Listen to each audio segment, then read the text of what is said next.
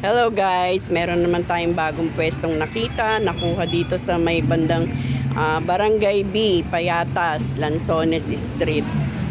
Medyo malayo-layo sa aming pwesto, sa may Katuparan Street, Barangay Commonwealth.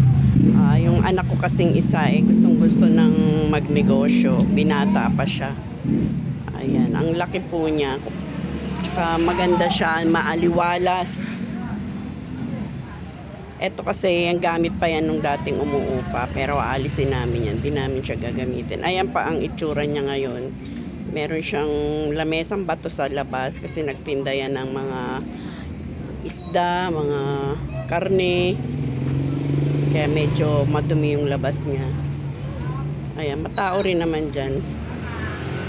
Ayan, pinipinturahan na yan. Hindi naman kami masyadong gumastos ng malaki sa paggawa. Ang nagastos namin sa pagpapagawa ay nasa 15K.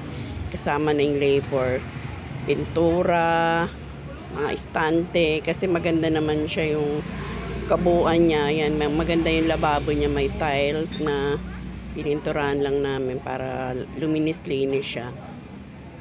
Ayan, may gauge na bakal. Ayan na siya, oh. Wala pa yung istante, gagawin pa lang. Ang upa namin yan, ang upa talaga niyang sinabi sa amin nung una is 12K.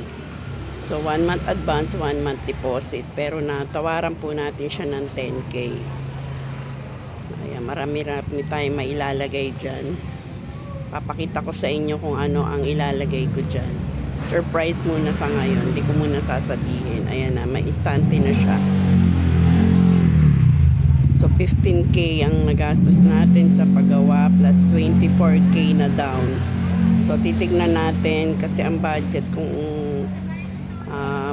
ilalagay dyan is 120K. Kung hanggang saan yung 120K, kung ano ang mga magiging laman yan. Pero palagay ko hindi pa natin mapupuno yan kasi ang laki niyan. Sa labas pa pwede ka pa maglagay. Siguro kahit mga 200K dyan pwede. Marami-rami na rin sigurado yun. Pero syempre, mag-umpisa lang naman tayo sa maliit.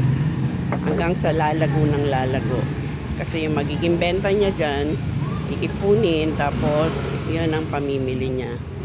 Yung isang anak ko yan na binatilyo pa, wala pang asawa.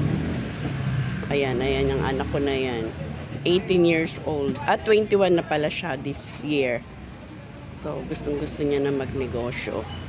So, gusto niyang sumunod sa yapak na magulang niya at hindi naman siya nagkamali. Maganda talaga may sarili kang negosyo. Kaysa mag-e-empleyado lang siya.